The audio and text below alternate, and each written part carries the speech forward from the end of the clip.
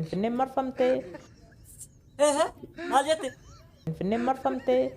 Eenyutu immoo marse? Aba Ooshanee. Maarree kun bareedaadha baga nagaan dhufe. Maal gochuu magaalaa dhufe? Maaliif akka dhufe immoo isuma gaafadhu kaa? Yaadichi sirrumadha waan dogongoraan qabu. Injiinar eessaa baatan isin immoo? Ani kan nagaddiisu sitti himu. Eeyyee natti himaa maaloo? Lafa kee irratti qabeenya horachuu hin dandeessu. Gaddas kaleessas kun nu balleesse kana. Maal si godhe gatii dhugaa dubbateefidha moo?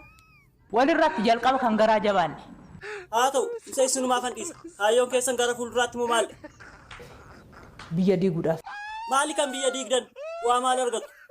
Biyya badiirraa buusuudhaan kan bu'aatti argannudha. Kun seera miti kun daba. Wanti hin taane hin jiru. Callisi wanti hin taane hin jiru jette biyya diiguu fire. Hayyee. Yaa jechuu dhiisiitti rakkoo siin qabdan natti. Gurra keenya banaa gochuu irratti rakkoo qabna. Dhugaadhaa injiinar. Waan biraa ta'uu danda'a. Isa warra beekumsa kana qabu seeraaf dhiisee keessaa baay'ee saafammaaf miti. Maaliif keessaa baatu? Achuma keessa turtanii. As keessatti qormaata baay'eetu jira.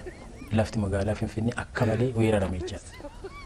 Ammallee gara fuulduraatti illee dubbiin dubbatan maali? Oromiyaa seenaa jiru kanuma dubbadhee Finfinnees ammas kanuma dubbadhaa Boorus kanuma dubbadhaa amma lubbuun kee jirutu. Aadde maaliif akkas goosistuu garuu? Kan balleessefis dhiifama.